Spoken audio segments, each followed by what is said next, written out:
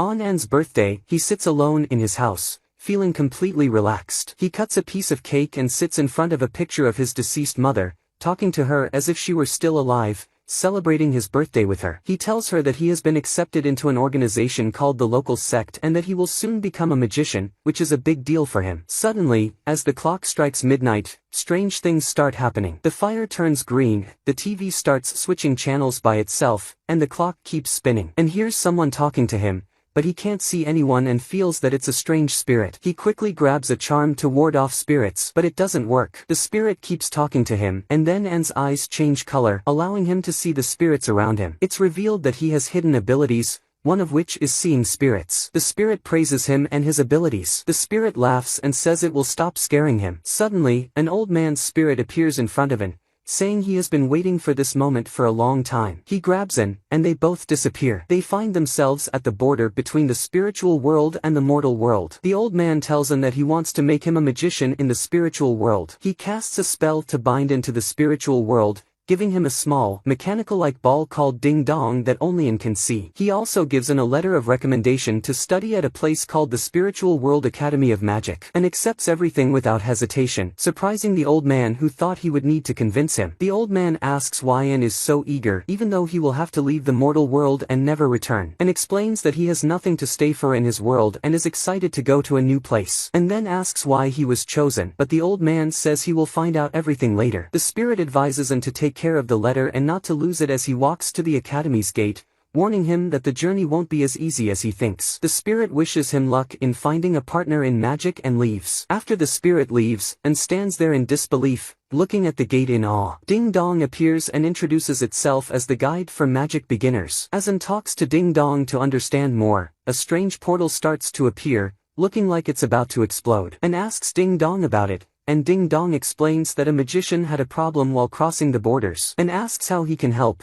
and Ding Dong raises his hand towards the portal, absorbing all the energy before it explodes. Suddenly, a girl emerges from the portal, crashing into An so hard that it almost knocks him out. She quickly helps him up, apologizes, and thanks him for saving her. An, recovering, finds her very nice and they become friends. Ding Dong tells An that he needs to change his clothes to fit in with the people of the spiritual world, offering him a selection of outfits that it quickly dresses him in. The girl, impressed by An's transformation, introduces herself as Shu, and introduces himself too, saying he's from the mortal world. Shu is very surprised because people from the mortal world aren't supposed to enter the spiritual world, and shows her his recommendation letter, and Shu, upon seeing it, understands why she couldn't gauge his magical level, and doesn't understand. So Shu explains that he will understand soon and takes him with her to the academy. When they reach the academy, An is amazed by what he sees, people flying above him and a vast, seemingly endless place. Shu explains that the academy is a large continent floating in the sky, and is particularly amazed by the flying people, and Shu tells him that he could fly like them when he reaches a level called spiritual nurturing. As they walk, they hear a lot of people cheering for the number 1 rank. They go to see what's happening and find a student named Ji touching a crystal in the rocks, which determines his level as 9 in the first rank, and everyone cheers for him, and stands there, not understanding anything. Shu explains that around 10,000 students enter the academy every year, divided into 100 classes or factions, with each faction having levels. The highest faction is the first faction, and the lowest level is 0, which is why everyone was cheering for G because level 9 in the first faction is a big deal. She also explains that the crystal is the energy center of the academy and the spiritual world, determining the students' levels. Next, a student named Xing presents his recommendation letter to the academy's teachers. Everyone is amazed because such letters are only given to high-level geniuses, and it's rare to have more than 1 student with such a letter in a year. Then it's Shu's turn. She's well known at the academy, and many people are eager to see which faction she will be in. Shu places her hand on the crystal, which reveals her level as 9 in the first faction, and everyone applauds her. Finally, it's An's turn. Shu encourages him to find out his level, and, feeling nervous and afraid that he might not have any level since he's never used magic before, tries to calm himself and goes to one of the professors, presenting his recommendation letter. Everyone is shocked because this year is special, having 2 such letters instead of 1, which is extremely rare. The professor opens the letter and is even more surprised to see it's from Master Lu. The crowd focuses on him, learning that he has a letter from Lu, a famous and highly esteemed figure in the spiritual world whose level has never been surpassed. Another professor, Min, gazes at him strangely, smiling slyly, and says that he believes and will bring many miracles to the academy soon, impressing everyone and making them cheer for An. This praise fills An with confidence, perhaps too much, and he places his hand on the crystal. The crystal reveals An's level as 0 in the first faction. Professor Min, who had just spoken about An's potential, announces that the first faction has never recorded such a low level in 1,000 years. The crowd quickly turns against An, calling him a fraud because someone with his level couldn't possibly be in the first faction, and wishes the ground would swallow him up out of embarrassment. Qing, who also had a recommendation letter, asks Professor Min to revoke An's result because it's a disgrace. Min refuses, saying he can't take away An's result. Qing, getting angry, challenges An to a duel in front of everyone. Ding Dong appears to An, telling him to run away before Qing finishes him off. An, feeling anxious and unsure of what to do, is taken by Shu, who flies him away, promising to protect and help him just as he helped her. She takes him to a safe place to sleep, and An can't believe what happened. He asks Ding Dong what he can do to change it, and Ding Dong tells him he can raise his level a bit, and is happy and asks her how. She tells him that to reach the first level, he needs to do 10 push-ups, and is amazed at how easy it is, does them quickly, and feels stronger now that he's reached the first level. He keeps going until he reaches the 3rd stage, getting stronger each time. When he looks to see what he needs to do to reach the 4th stage, he finds out he has to do 10 billion push-ups, and is shocked by the number and knows he'll never reach the 4th stage. He goes for a walk out of boredom but suddenly gets attacked by a man in a black mask and disguise, and notices, and they start fighting. The skills An gained from reaching the 3rd stage show he's very fast and strong, able to defend himself. In the middle of their fight, An tries to remove the mask from the attacker's face. He succeeds and finds out it's Lu, who was at the academy with him earlier. Lu was one of those who hated An,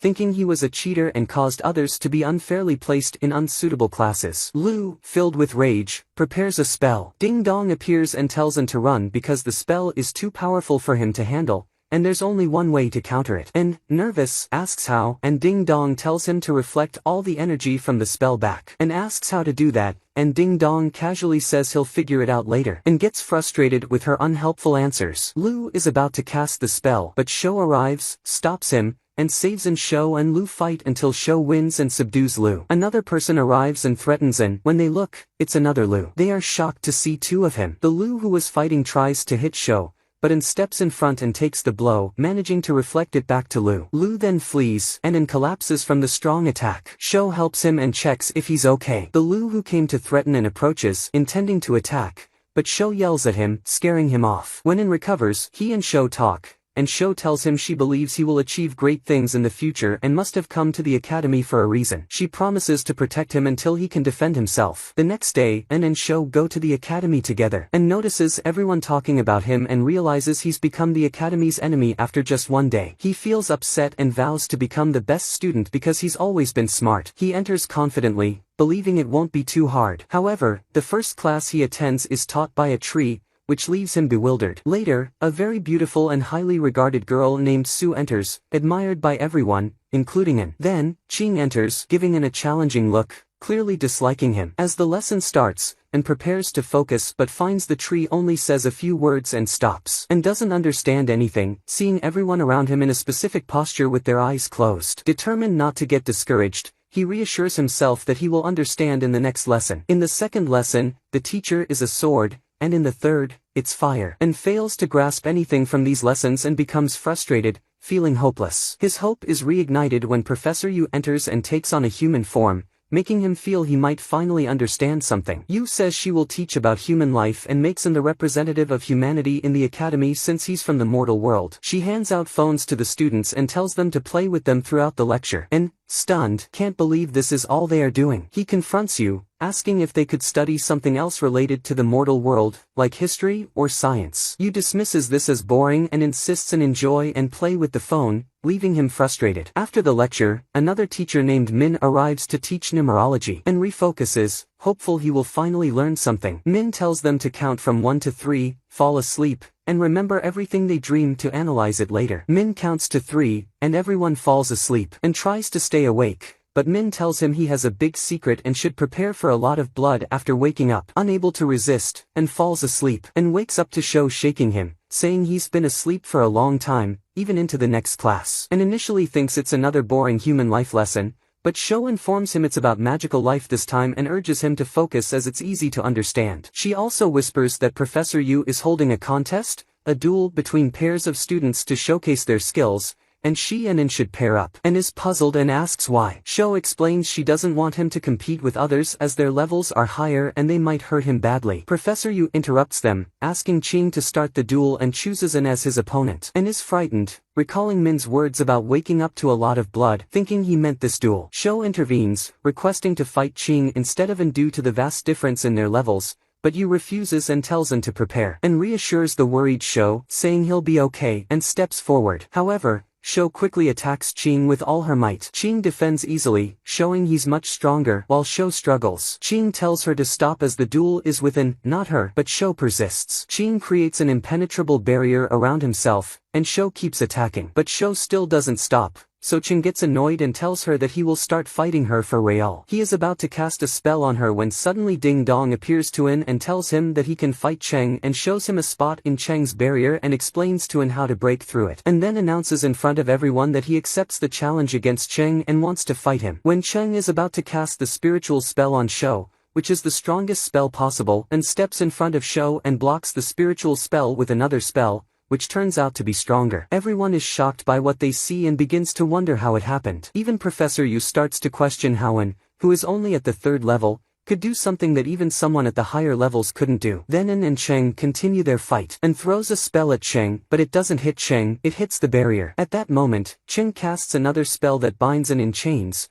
making him unable to move. But suddenly, An breaks the chains easily and shatters the barrier, leaving everyone stunned by his strength. At that moment, Cheng remembers when An threw his spell at him and hit the barrier, realizing that An did it on purpose. Cheng is impressed by An's intelligence, although he doesn't show it. The fight ends, and An wins. Not only that, but he also reaches the 4th level, leaving everyone in awe, unable to believe that he reached the 4th level in just one day and amazed by everything that happened in the battle. Professor Yu approaches An, pleased with him, and welcomes him to the academy. After that, she ends the lecture and leaves. Ding Dong appears to An and shows him the things he needs to do to reach the 5th level, including collecting a large number of spiritual stones, and doesn't understand what these are or what they mean. Later, Ching comes to An and admits that he is impressed by him and his intelligence, telling him not to hesitate if he needs anything, and tells him that he needs some of those spiritual stones. Sho looks at An, embarrassed, and tells him that he shouldn't ask for money from anyone, and realizes that spiritual stones are the currency in the spiritual world and feels very embarrassed. He takes back his request in front of Cheng, but Cheng is very kind and gives him a ring worth a lot of money and then leaves, and talks to himself, thinking that with this money, he might reach the 7th level, not just the 5th. Later, Sue, the beautiful girl everyone likes, comes to An and tells him that he is very strong and asks to be friends with him, and readily agrees without thinking and is very happy that he is starting to change everyone's opinion of him. A few days later, Ding Dong tells An that the academy is hosting a competition in which all students must participate, called the Survival Battle. She tells him that he must be among the top 50 to win and receive many prizes, such as weapons and magical resources. However, if he doesn't win, he will be turned into a beautiful girl for a year, and imagines himself losing and turning into a girl, feeling terrified by the idea. He starts training very hard and gives the spiritual stones he has to Ding Dong, reaching the 7th level. When he tests his strength, he finds that he has become much faster and stronger than before, and is thrilled and asks Ding Dong for details about the battle. Ding Dong tells him that it will take place in a forest and that about 50,000 students will participate, and worries about the large number and asks Ding Dong about his ranking among them. Ding Dong tells him that he is ranked 29,000th among the competitors,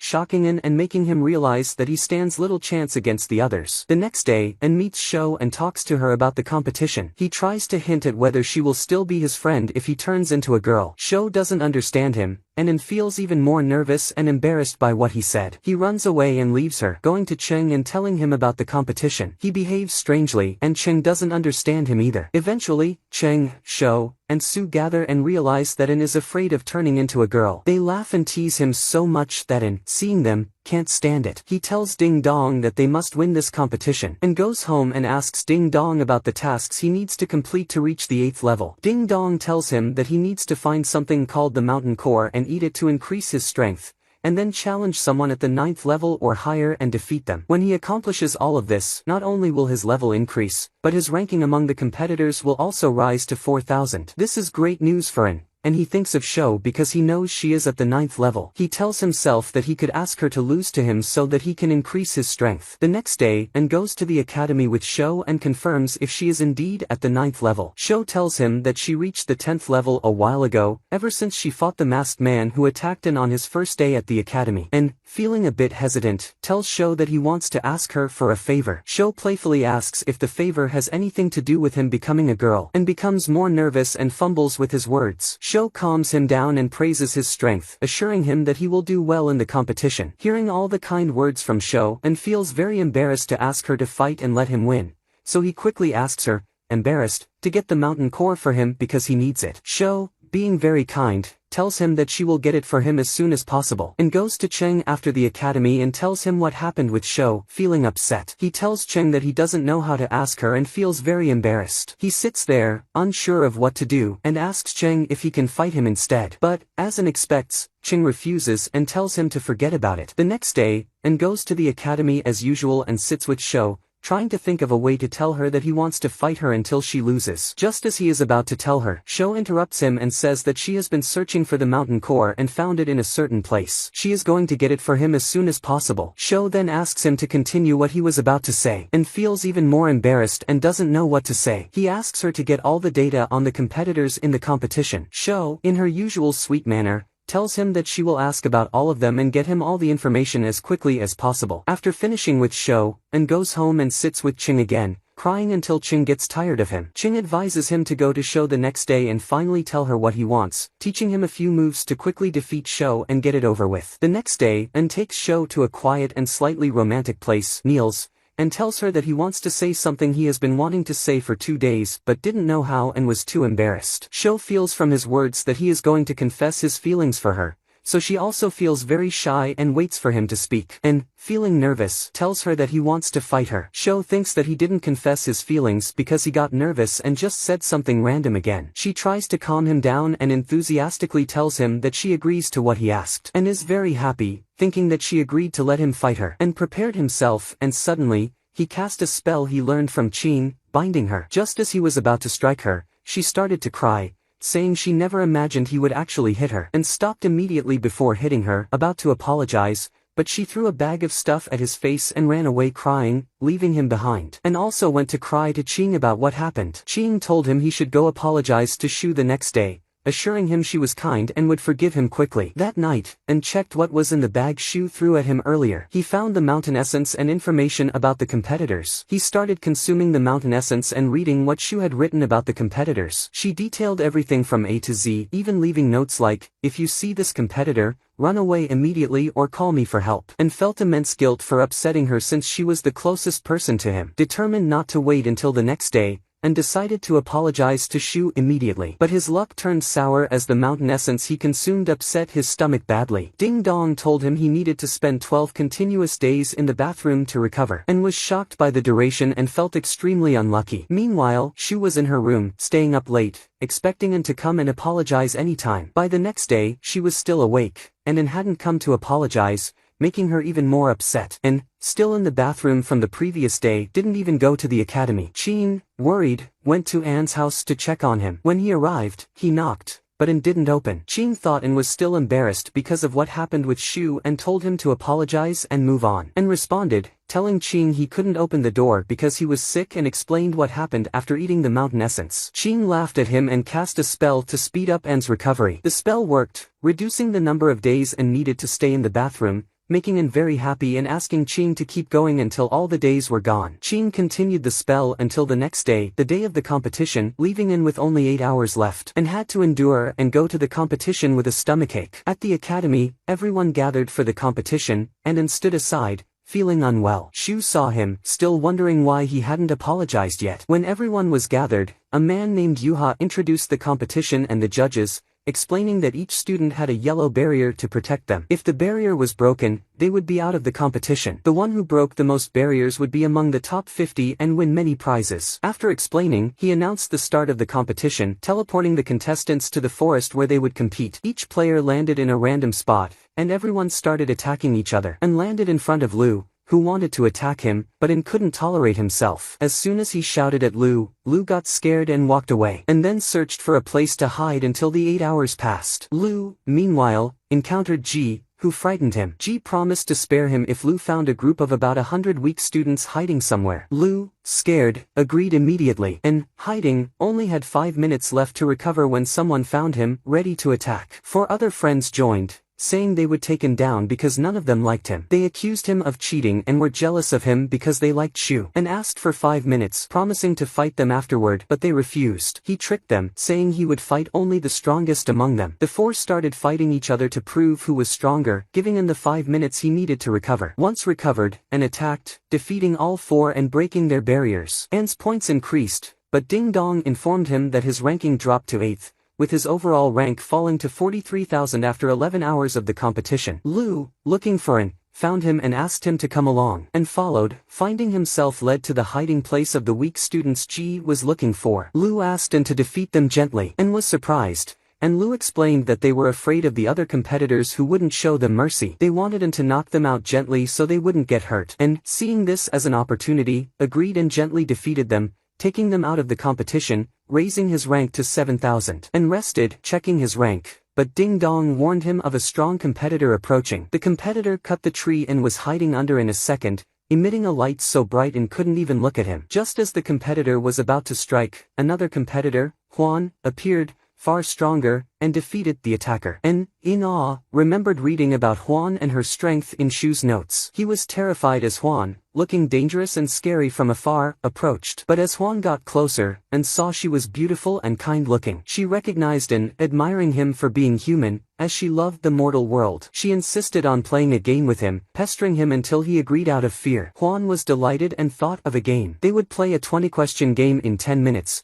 and if she didn't finish her questions in time, and would lose his neck. They found a spot to sit, and Huan started questioning. Unexpectedly, the game was full of laughter and fun, with both enjoying their time. Huan asked An about the academy and who he thought was prettier, Su or Shu, and hesitated to answer. Huan got annoyed, threatening him with the time limit, and said Su, upsetting Huan, who insisted he should have chosen Shu, his closest friend, and explained he had a fight with Shu and hadn't spoken to her for a while, recounting the incident. Huan laughed at him, and then Huan asks him one last question, which is a bit deeper. Would you prefer to be an ordinary but happy human, or live forever as a sorcerer but be lonely? At that moment, An remembers his birthday, imagines his mother, and recalls the first time he met Shou and Qing and his friends. He tells Huan that he wants to be someone who can elevate humans and make all sorcerers like him happy, wanting to make the world a better place for everyone. Huan is impressed by his answer and tells him that he has won the question game, and thinks that he can leave now. But Huan stops him and tells him that they're not done playing yet and will keep playing until the boring competition is over. Ding Dong warns him that if he continues like this, he won't be able to reach the top 50 who will win, and asks if there's any way or solution he can do, and Ding Dong tells him that he needs to reach the 9th level. To do that, and needs to climb to the top of the black rock and absorb its energy, which will make him stronger and allow him to reach the 9th level, enabling him to deal with Huan and leave. When An looks at the black rock that Ding Dong tells him about, he sees it up in the sky. He thinks about how to reach it until he comes up with an idea to get Huan to take him there since she can fly, and tricks her and says he will take her to a quiet place where they can play freely and points to the rock. Huan immediately flies him up. Meanwhile, Shou uses a spell to track An, and when she finds out he has gone to the rock above, she wonders why and how he got there. Suddenly, a magical talking dog named Dobby, known for sticking his nose into everything, appears behind her. When Dobby sees Shou using the tracking spell, he immediately knows she is spying on An and tells her the last time he saw An, he was hiding until his stomach ache subsided. Shou asks him about the stomach ache, not understanding, so he tells her the story of An's illness. Shou realizes that An probably didn't come to apologize because he was ill, and she secretly feels happy but doesn't show it. An reaches the top of the rock with Huan and starts absorbing its power, but this process will take him a whole day. Suddenly, An finds Huan talking to someone named Dao on the rock, asking who he is and how he climbed the rock with such a low level. Dao tells her that he was just passing by and, before jumping off the rock, tells him that he has been waiting for him for a long time. Finally, he says, with light and earth, karma will end, and then he disappears, leaving everyone confused. When An asks Huan about Dao, she surprisingly tells him no one was there since they arrived, and thinks he was hallucinating and doesn't care about what happened. Then we see Professor Yu and Professor Min watching from above. Yu expresses her curiosity about Dao, who is a student with a recommendation letter at the 8th level but spends his life only escaping. Min laughs and tells her he can't believe she also fell for Dao's lies. Yu, confused, asks about Dao, and Min explains that he's not escaping, just avoiding karma. She asks about Dao's level, but Min says he's not focused on that. He's more interested in because there are about 7 students in the academy with recommendation letters,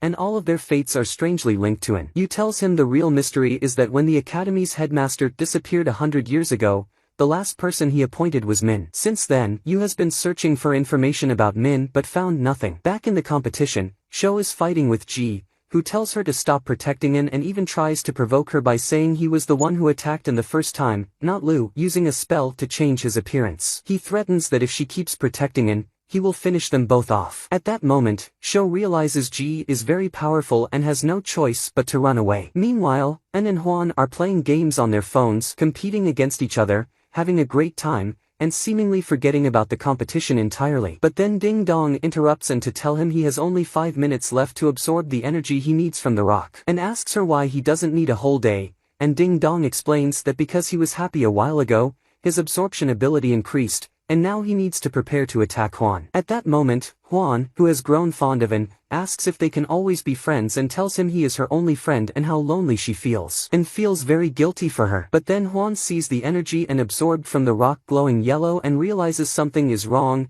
understanding that An used her to get here. When she asks him about the energy, An can't lie to her and tells her everything, explaining that he's absorbing this energy now to be able to attack her. Huan gets very angry and tells him to prepare for a fight, drawing her weapon and preparing her spells. At that moment, the energy An absorbed uncontrollably bursts out and hits Huan. Huan is upset and tells him she didn't think he would actually attack her, and tries to explain that it happened by accident and that he changed his mind and didn't want to hurt her. Huan decides to believe him because she doesn't want to lose her only friend, and then tells Huan about Ding Dong, who is responsible for him and told him he needed to do all this, absorb the rock's energy, and attack her. He explains he had to listen to Ding Dong because he couldn't think of another solution, and even tells Huan that Ding Dong made him eat the mountain essence, taking it out to show her. Before he can tell her about his stomach ache, Huan grabs it and eats it herself, causing her stomach to hurt badly, and asks Ding Dong what he can do, and Ding Dong tells him he can transfer some of the absorbed energy to her to alleviate her pain, and does this until Huan feels better. Huan thanks him and gives him a hairband to wear,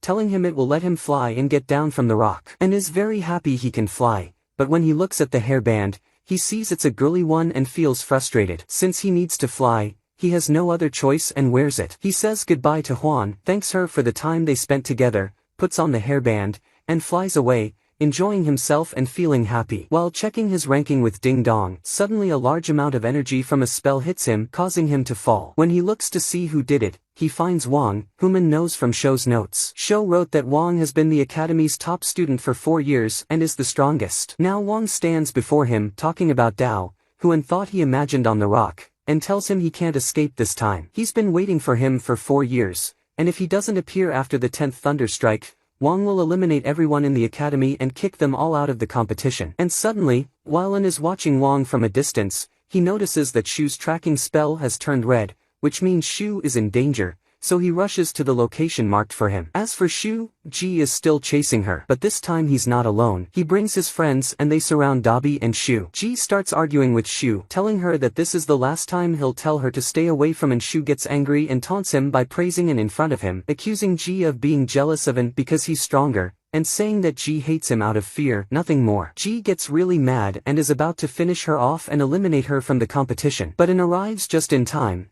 and with the force of his entry, he knocks everyone back, including Ji. At that moment, An takes Shu and Dabi and moves them a bit away because he sees Wang's thunderbolt coming down on them from above. The thunder electrifies many participants, knocking them out of the competition. As for An, Shu, and Dabi, they are fine because the hairband An was wearing created a barrier that protected them from the thunder, but unfortunately, Wang's powerful thunder broke the hairband. Then, there is a scene of Dao sitting and receiving a thunderbolt that doesn't affect him, and he says that he won't be affected by karma, but we still don't understand what he means. After that powerful thunderbolt, we find that most participants are out and not many are left. Ji and some of his friends are still there, unaffected by the thunder, so An, as soon as he sees them still there, gives each one a blow that finishes them off. When An is about to hit Ji, Shu stops him and tells him that Ji was the one who disguised himself as Lu and attacked him, and she makes sure he takes it easy on Ji when he hits him, to the point that Ji gets scared of both of them, and reassures him and tells him not to worry,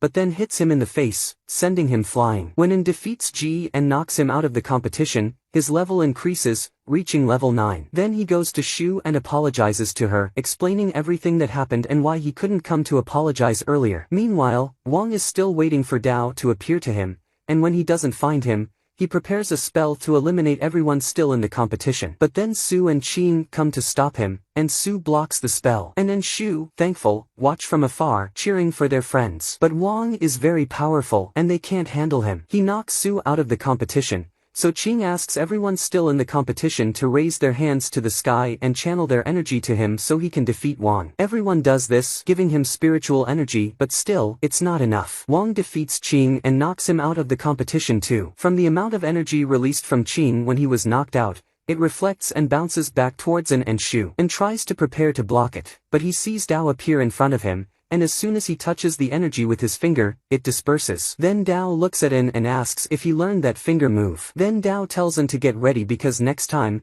An will be the one looking for him and disappears after saying that. At that moment, An doesn't understand anything at all. Ding Dong appears and tells An that there's no one left except him, Shu, and Wang, making it nearly impossible for him to be in the top 50 without turning into a girl unless he defeats Wang. And feels a bit hopeless because it seems impossible to defeat the strongest one in the entire academy, but he has no other choice. He shouts as loud as he can, challenging Wang, and breaks Shu's barrier, knocking her out of the competition so she doesn't get hurt. Professor Min and Professor Yu are watching what's happening. Yu wants to stop it because she's worried about it since Wang's power might not just knock him out of the competition but could kill him. However, Min stops her, saying what she's thinking of doing is forbidden and against the competition's rules. So Yu holds back and continues watching to see what will happen. Wang uses all his power and prepares a very powerful spell, throwing it towards An, and uses another spell to block Wang's, but An's spell breaks, and Wang's spell continues towards him. At that moment, An remembers Dao asking if he learned the finger move. He tries it, pointing his finger at the incoming spell. The move works, breaking the spell and reflecting it back at Wang,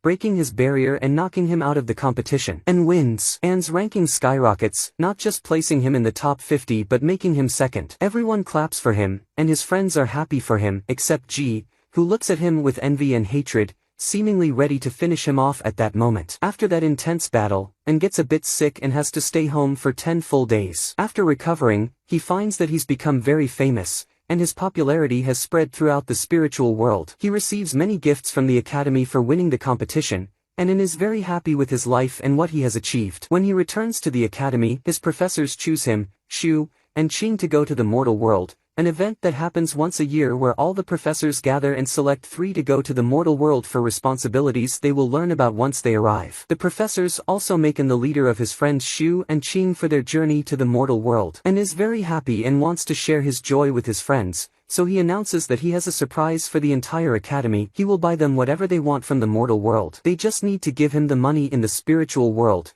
and he will handle the purchases in the mortal world. He tells them to come the next day and register with Su what they want exactly. Everyone cheers for An and is very happy. Huan also comes and tells everyone that she and An are starting a game club open to everyone, regardless of their level. Everyone gets even more excited and can't believe it, including Wang, who stands and claps for An, while Ji stands there shocked, seemingly the only one who doesn't like An. He tries to turn his classmates against An, but no one listens or cares, which frustrates and angers him more. As for Huan and An, they seem very close in front of everyone. Shu, seeing them, recalls the hairband and hat and realizes that Huan was the one who gave it to him. She feels jealous of Huan but doesn't show it. The next day, almost everyone in the academy goes to An to register what they want. There are so many people that Shu, Qing, and Su help by distributing papers for everyone to write down what they want. Ji sits aside, watching An and feeling very jealous to the point of tears. Huan goes to An and shows him the number of people wanting to join their club, joking and laughing with him. Qing, seeing this, is surprised at how nice Huan is, not her usual nature. When he mentions this to Shu, he finds her unfocused, staring at An and Huan, daydreaming and feeling jealous. Qing pretends not to notice her jealousy and walks away as if he said nothing. Later, Professor Min approaches An,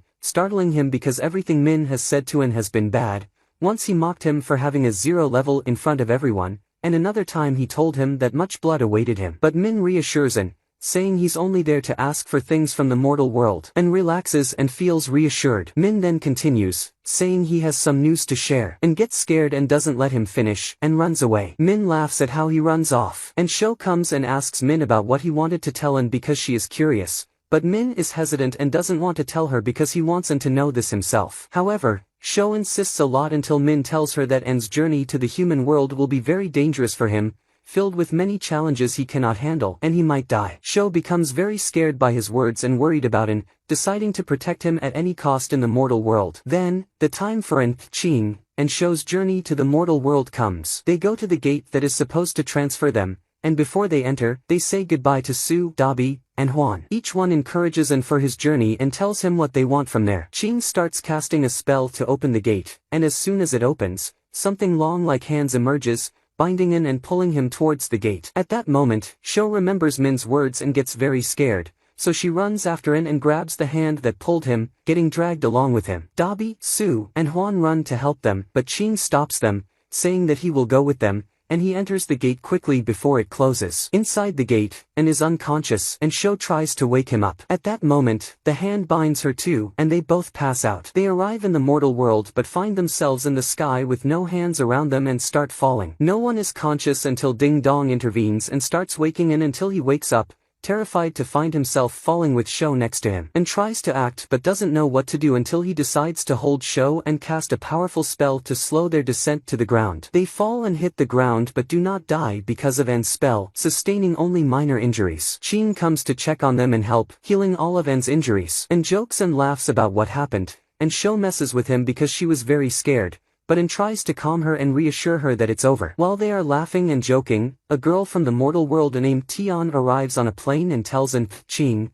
and Sho that she is an investigator and they must come with her. At that moment, Sho feels uneasy about Tian and doesn't like her but has to go with her. They enter the plane, which also has human guards, and Ching is fascinated by its appearance, taking pictures of everything around him. Then An talks to Tian, introducing himself as the leader, and asks why they were brought here since they did nothing wrong and were just on a peaceful journey. Tian laughs at him and mocks him because he is still at the 9th level, the weakest among them. Sho gets angry and raises her sword against Tian, who feels insulted and raises her weapon, challenging Sho. Sho tells her that if she doesn't like their presence and mocks them when they did nothing wrong, why did she bring them in the first place? They argue angrily, almost starting a fight, but An tries to calm them down to no avail. Ching intervenes, casting a spell to calm them. Sho feels she was wrong and apologizes for getting so angry, and Ching accepts her apology. Tian tells them to prepare because they will be leaving the plane soon. She talks to them until the plane lands, explaining that in the human world or the mortal world, there is also a world of magic similar to the spiritual world, just weaker. There are wizards and strange things too, and many years ago, there were conflicts between the mortal world and the spiritual world. The mortal world doesn't like the spiritual world because the spiritual world makes them feel inferior. The plane lands and opens in a huge underground base, and they all exit, looking around in awe. In the place, there are other people, including a woman named Yuan, the head of the Wizards Alliance in the human world. When An sees her, he is starstruck because she is very famous and An is one of her biggest fans. Yuan welcomes them, introduces herself to the others, and shows them around, explaining that the reason there are many senior wizards today is because they will fight against the devil's followers. Then a man named Shirgu, also an official in the Wizard Alliance, tells An, Ching, and Sho that the reason they are gathered here now is to send them back to the spiritual world, and is very surprised and asks why. Shirgu tells him they have faced many difficulties in the human world for a long time and always asked for help from the spiritual world. When they finally responded, they sent 3 kids still in the academy, which felt like an insult. So they don't want to accept any help from the spiritual world and tell him to deliver a message to the spiritual world, telling them not to send their students to the human world again and that any problem will be solved by the human world's wizards. Sho then tells An and Ching that they should go back because she feels uneasy about what's happening. But suddenly, a red alert sounds, warning them that the Blood Clan is about to attack. Yuan is shocked because this means that a very strong clan, the Blood Clan, has allied with the devil's followers, which is very dangerous since they are 2 of the greatest evil forces in the human world. Ching and An ask the others to let them help, and An says he has no connection to the conflicts between the spiritual and human worlds. He just wants to help for the sake of his city because the clan was going to attack the city he lived in before going to the spiritual world. Shirgu gets very angry and shouts at them, saying they will return to the spiritual world now and tell them that the human world will never need them. In his anger, he casts a spell to push them towards the gate, but Qing blocks it. Qing tells Shirgu they will duel to see who is stronger, and if Qing wins, they will let them defend the city with them. Shirgu agrees and scoffs at Qing because he is much stronger due to being older. But Ding Dong appears to An and advises him to take Qing's place and stand against Shirgu because he is the leader. An listens to her and says he will duel Shirgu. As they prepare to duel, Tian comes from behind An, shouting that she will never allow him to hit her father, and she starts fighting him. Her father laughs because An cannot defeat her at first, but within seconds, An gains control and easily blocks all her attacks. Shou is very happy and mocking Tian. At that moment, Tian gets very angry and casts her strongest spell on An, but he easily blocks it and reflects it back on her. Then he turns to face Shirgu, casting an emotional spell that makes Shirgu remember old memories and cry, allowing An to attack without resistance. Yuan stops An from hitting Shirgu, saying he has already won and she cannot believe he is this strong, and tells her this means they can fight with them. Yuan tells him there is one more test. If he passes, she will allow them to join the battle. The test is to endure her spiritual attack for as long as possible, and An agrees. Yuan creates a spiritual barrier around him, but Tian, still angry at An for defeating her, runs to attack him, hitting the barrier and passing out, almost dying. And catches her, breaks the barrier with his strength, and saves Tian. Yuan and Shirgu are amazed by his incredible power. Tian wakes up and thanks him for saving her. Yuan apologizes to An, admitting her defeat and saying it will be an honor to have his help. Then the red alert sounds again, warning of the Blood Clan. Shirgu grabs An and Tian, trying to bring them closer, saying that since they are the same age, they will go to the clan's location and gather information. They go through the gate to a place called the Ghost Village. An and Tian stand together for a while, deciding what to do. Tian tells An they need to know the enemy's strengths, weaknesses, and numbers to report back. In the midst of their planning, An notices a fog approaching from afar. Tian gets startled and tells him that this fog is poisonous and could even steal their souls and kill them. At that moment, Ding Dong appears and tells An that she has a special ability he can use to see through the fog and neutralize its poison. Tian then opens a device she has and detects that there are only 2 high-level enemies in the fog. She sends this information to the headquarters so they can decide what to do. After finishing, she tells An to hurry and hide before the fog reaches them. At the headquarters, everyone is busy planning their next move, especially since the enemy ahead is very strong. Xu and Qing ask to be sent to fight because Xu is worried about An and wants to stay by his side and protect him at any cost, constantly recalling Ming's words. We then return to An and Tian, who are preparing to retreat until someone from the headquarters can join them. However, An tells her to wait a bit and uses Ding Dong's ability to stop the fog from advancing. He enters the fog and uses the eye technique she mentioned, discovering that there are actually 4 enemies, not just 2. He quickly exits the fog, grabs Tian, and they run to hide. He tells her to inform the headquarters that the information she sent was wrong and that there are 4 enemies in the fog, 3 from the Blood Clan and 1 demon follower. Tian then asks An why they haven't attacked them yet, and laughs and tells her that he cast an emotion spell on them, and they are currently crying, which he did to delay them until help arrives from the headquarters. As they wait, An recounts to Tian what happened a few minutes ago. We see the 4 enemies in the fog talking about how surprised they are that only 2 kids were sent to fight them. They laugh and decide who will kill An and who will take care of Tian. One of them says not to rush because the fog will kill them on its own. However, they then find An standing before them in the fog, counting them and asking how they are 4 instead of 2. They are shocked at how he entered the fog without issue and how he's ignoring them. One of them gets angry and is about to attack, but An casts the emotion spell on them, leaving them crying. He runs off, laughing, with Tian also laughing in disbelief at what he did. Back at the headquarters, Xu and Qing continue to plead with Shirgu and Yuan to let them help, and Shirgu and Yuan refuse and send 2 others who are stronger instead. Xu disagrees and insists on going, but Shirgu stops her and has one of the others cast a spell on her to calm her down. Xu tries to block it and tells Qing she is sure An is in danger and needs their help immediately. Qing believes her, casts a spell to block Shirgu and the others, and says if they fail, he will offer his head instead. He then takes Xu and enters the portal. Shirgu attempts to follow, but Yuan stops him, suggesting they monitor other areas instead. An alarm goes off again, indicating the enemy is breaching Zone 2. When Yuan tries to gather information on the enemy from their devices, they find the enemy's power is unknown and can't be determined. Yuan tries to get images and is shocked, along with everyone else, as they see a group called the Black Feathers, who are known to be more dangerous than others. Yuan instructs an assistant to send a message to the spiritual world,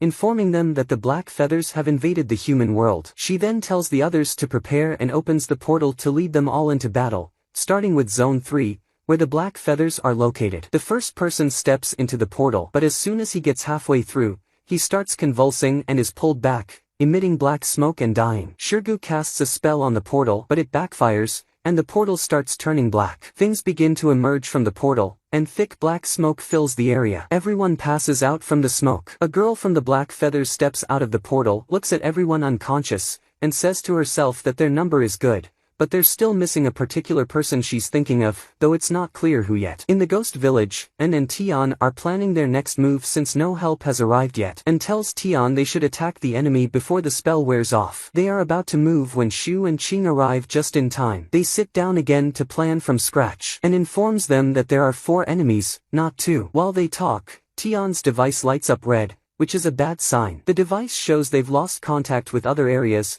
and shortly after, it indicates they've lost contact with the headquarters as well. Tian and the others are shocked, realizing something must have happened to those at the headquarters. Unsure of what to do, everyone looks to En as their leader, but he is also at a loss. Tian suggests they retreat to their own world since this isn't their place or war and to leave before something happens to them. En refuses, saying they should at least try to liberate this area and then see about the other areas. Everyone agrees, and Tian, moved by his words, thanks him for standing by them, but En hushes her, sensing something wrong. He tells them the enemy's crying has stopped and they are now very quiet. When he peeks out to check, one of them grabs him by the neck and lifts him into the air. She then lets him fall, and Qing rushes to help since En can't fly. The others attack Qing, preventing him from escaping to assist, and Shu and Tian run towards him, trying to catch him before he hits the ground. Shu leaps to catch him, but a demon follower strikes her with lightning, causing her to fall to the ground. Tian, terrified for En, charges at the one who attacked him but can't defeat them. Qing intervenes, trying to stab the demon follower with his sword. Shu rushes to protect En, fending off attacks directed at her. A Blood Clan member grabs En again, lifting him into the air. Finding him still alive, she decides to drain his blood until he dies. However, En, still somewhat conscious, casts a spell to escape her grip. He succeeds,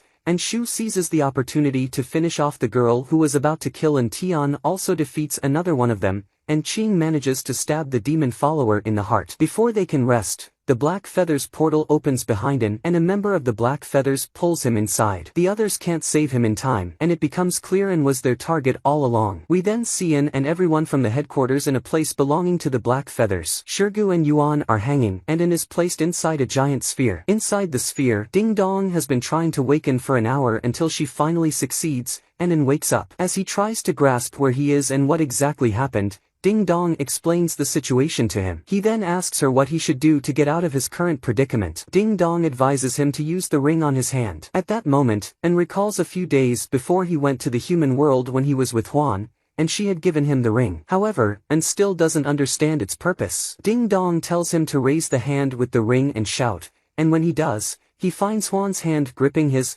indicating that something significant is about to happen. Switching back to Shu, Qing, and the others in the ghost village, we see Shu attempting to jump after En to catch up and enter the portal with him, but she fails, and the portal closes. One of the Blood Clan members comes from behind and tries to kill Shu and drain her blood, but Qing intervenes, attacking the girl and pulling her away from Shu. Shu is still in shock from what happened, but quickly snaps out of it when she sees another portal about to close. She throws a fire sword at the portal, preventing it from closing completely. Inside the headquarters of the Black Feather group, there's an explosion, and everyone sees Huan carrying En. She enters through the portal, wiping out all the Blood Clan members surrounding Shu, and then brings Shu, Qing, and Tian into the Black Feather group's base, closing the portal behind them. Everyone cheers for her and is very happy with her strength, thanking her for saving them, especially En. However, their joy doesn't last long as the Black Feather leader arrives, telling them the matter is not over but just beginning. She looks at Huan, and Huan looks back at her, revealing they know each other. Everyone realizes they are now in the realm of the dead. The group tells the leader she's crazy because she might start a war between the living world and the dead world, and eventually, she will also lose and gain nothing. But the leader doesn't care and quickly creates a portal connecting it to Huan, and casts a spell on it to finish her off, and intervenes, saving Huan from the spell. Huan grabs her sword and cuts off the leader's wing, then tells Qing and the others that the leader is not very strong and that the 5 of them can easily defeat her. But the leader, still calm and confident, tells them the battle is just about to start. She draws power from 10 captured sorcerer leaders in the headquarters and channels it into one sword, telling him that the greatest king in all realms ordered her to finish him off, and that sword will be one of the 3 weapons prepared to defeat him. At that moment, Ding Dong appears to An and tells him that the sword is extremely dangerous and can penetrate any magical laws, even possibly destroying Ding Dong. No one understands what's going on. The leader prepares the second weapon, a nail with blood power, throwing it at An and dragging him to her, then stabbing the sword into his hand. An's hand and part of his face start turning black. Ching signals everyone to attack and help An. But with the third weapon, the heavenly star disc, she absorbs all their magic and strength, immobilizing them. She then places a drop of her blood on the disc, causing it to spin rapidly, surrounding the entire area. The leader collapses, telling them that by dawn, the disc will have absorbed all the energy from both the spiritual and human worlds, and will then reflect it back, destroying all existing worlds. Huan and Shu ask her why they are doing all this and why they specifically targeted An. She explains that her king is upset because An is in a place he doesn't belong and wants to return him to his original place, punishing all realms because what An did defies his orders. Everyone screams at her, still not understanding exactly what An did, and they pass out due to the disc draining their energy. Later, An wakes up in a strange place with a gigantic Ding Dong in front of him. When he asks her where he is, Ding Dong tells him he is inside his subconscious mind. We see Ding Dong turning black due to the sword, but just before she completely turns black, a fairy emerges from her and asks the fairy who she is, and she introduces herself as Tina, saying she is his soul mate who he thought was Ding Dong all this time, and she has been inside Ding Dong to stay close to him. Tina begins to explain everything from the beginning, telling him that a catastrophe was supposed to happen in the future that would cause his death. Because Tina loves him so much, she used all her power to travel back in time to prevent the disaster and change his fate. She was the one who led him to the academy, and the old man who first took him to the spiritual world is Tina's grandfather. This is why the king is upset, because this defies the universe's laws. With tears in her eyes, Tina tells him that everything happening now is because of her,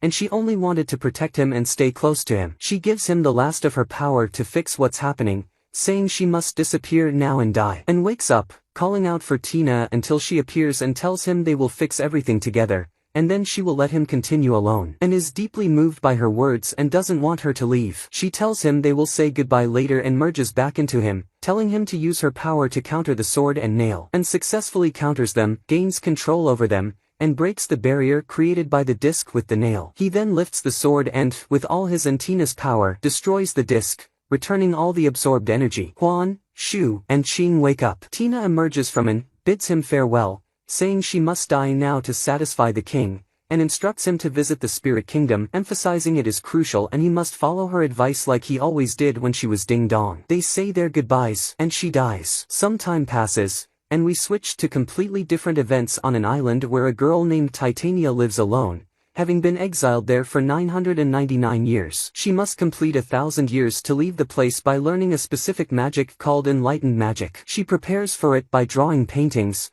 through which she learns magic. As she draws, she imagines herself in a different form, needing to master the magic to leave the island and go to the Heavenly Royal Alliance of Kings to establish herself as a queen, fulfilling her mother's dying wish. A year later, on Dragon Island, a war is taking place. Every 1,000 years, many kingdoms battle for the island, and the victor rules the island for the next 1,000 years, repeating the cycle. This year, the near winner is the Bat King, who has just defeated a Heavenly Royal Alliance king named Zishan. The Bat King goes to Zishan, gloating about reclaiming the land Zishan had occupied for 1,000 years, mocking Zishan. However, Zishan remains calm, not giving the Bat King any importance because Zishan is much older and stronger. The Bat King gets very annoyed and accuses Zishan of gaining his power from humans because he is their king. The Bat King boasts that he is stronger because he attacked and defeated them. Zishan is shocked to learn that the Bat King was behind the alliance of the Blood Clan, the Black Feather, and the Devil's followers to attack the human world to eliminate him. At the same time, Zishan receives a message confirming the Bat King's claims. Zishan gets angry and attacks the Bat King. They are about to fight when another message interrupts them. The message is from Titania, who declares that she will join the war on Zishan's side, but only if he agrees to let her be a queen in the Heavenly Alliance and control Dragon Island for 1,000 years. Zishan agrees, but on the condition that she masters enlightened magic before the time runs out. Titania accepts. She goes to complete the final step to master enlightened magic by drawing the last painting and taking energy from it. Unfortunately, things go out of control and the magic backfires, causing her to lose everything and faint, failing in the process. The Bat King laughs at her misfortune. Zishan then challenges him to a battle on Beryl Star Island in 3 days. The winner will gain control of Dragon Island and other islands, thus winning the Thousand-Year War. He tells the Bat King to prepare his army and all allied forces for the upcoming battle, then walks away confidently as if he is sure of his victory. The Bat King then goes to another island and meets another king, who is embodied in a scepter. He tells the Scepter King about what happened, revealing that it was all part of a plan to lure Zishan to Beryl Star Island, outside his territory, to defeat him. We learn that there is a great treasure on Dragon Island, which is why it is the center of many conflicts and desired by all. The Scepter King congratulates the Bat King on his intelligence and makes a personal request to eliminate anyone from the Magic Academy who comes to the island in the near future, and is always present in any problem that arises, so we see him preparing for a small visit to Dragon Island. We return to An in his spiritual world home, waking up to a message from Huan, asking him to meet her before going to Dragon Island. The message repeats until An gets frustrated and asks his system, which he created after Ding Dong was no longer around, to turn off the sound, but the system doesn't understand him, and remembers Tina, who was always there to help him without him even asking, and he misses her. He tries to adjust to his new life with the new system, and gets up when he receives another message from the Academy, instructing all those going to the island to gather at the Academy in an hour. He prepares, unsure of what to take with him, whether the sword, the nail, or the disc, as he can't take much. He ends up gathering random items. He goes to meet Huan, as she had requested, and they play and compete. She tells him to summon her from the ring she gave him if he needs anything on the island,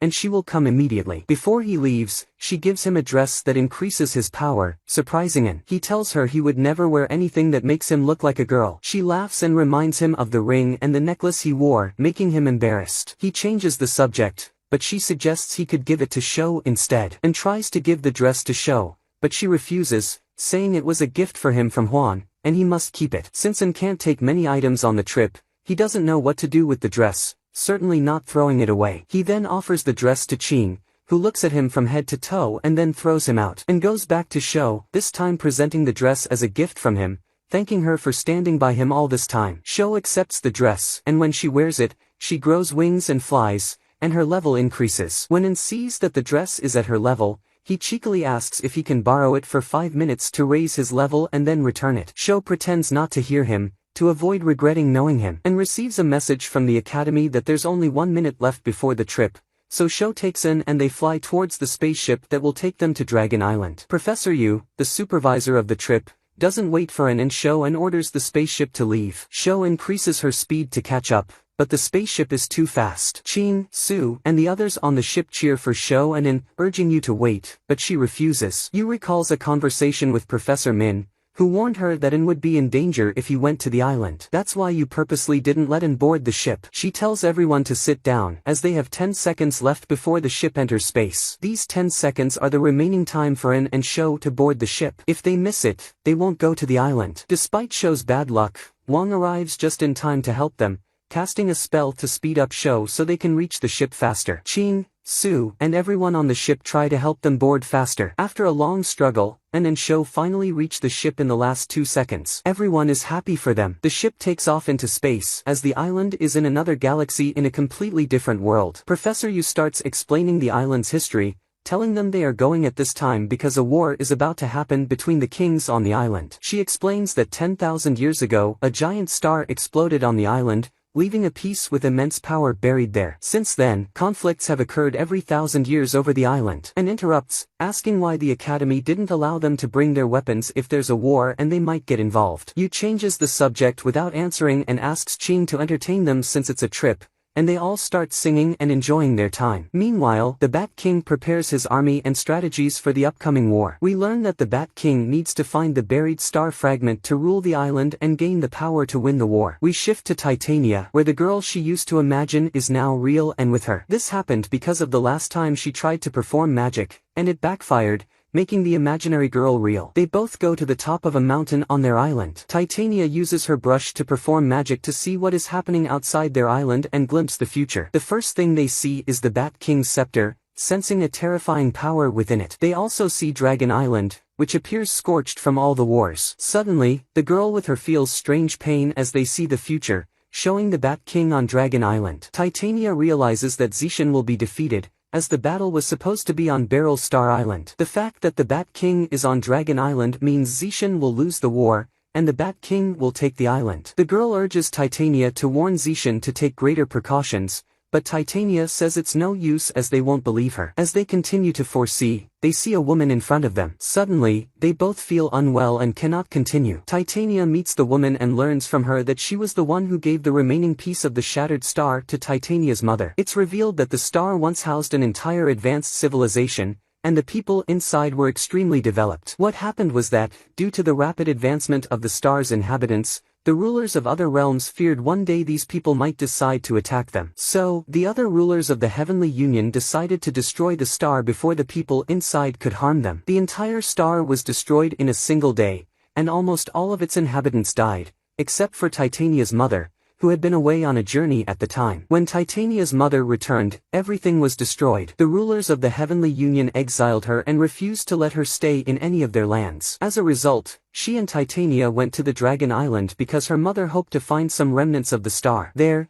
she met a strange woman who gave Titania's mother a brush and told her it contained all the power of the star. Titania's mother passed it down to Titania, and that's the same brush she holds now. Titania tells the woman with her that the brush holds immense power from the star, and she never imagined that a whole piece of the star still exists on the island. She can't fathom the full extent of its power and decides that she must find this piece before the Bat King does. Meanwhile, the group from the academy is about to arrive. Professor Yu informs them that they will be split into 4 teams for the day, each with a leader, and the task is to kill as many enemies as possible for fun. The team that kills the most enemies will win. She appoints Shu, Qing, Su, and Ji as the 4 leaders, but is told to go alone and not join any team. The next day, they will all meet in the Dijuan village on the island. Yu asks him to jump from the spaceship, but falls because he can't fly yet. Frustrated, he asks the system what he needs to do to reach the level needed to fly. The system tells him he must jump from a high mountain. When looks around, he spots a distant mountain. When he heads there to jump, a strange light suddenly emanates from the mountain,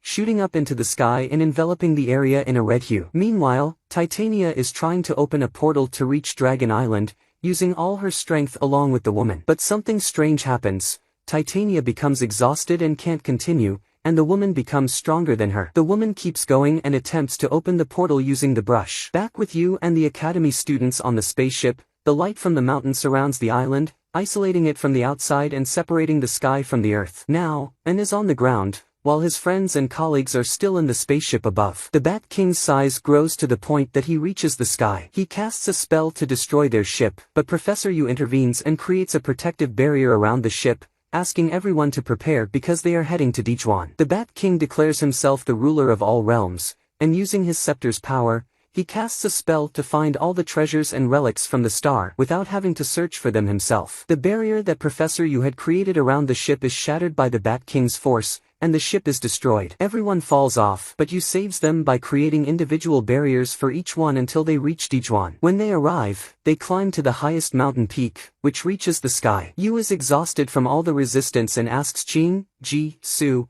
and Shu to defend themselves and their comrades. The Demon King uses the scepter to locate the star's relics and is overjoyed. He sends out insects from the ground to fight at the location of the relics. To everyone's surprise, the location is where Titania is, and it turns out that the remaining piece of the star's relics is with her.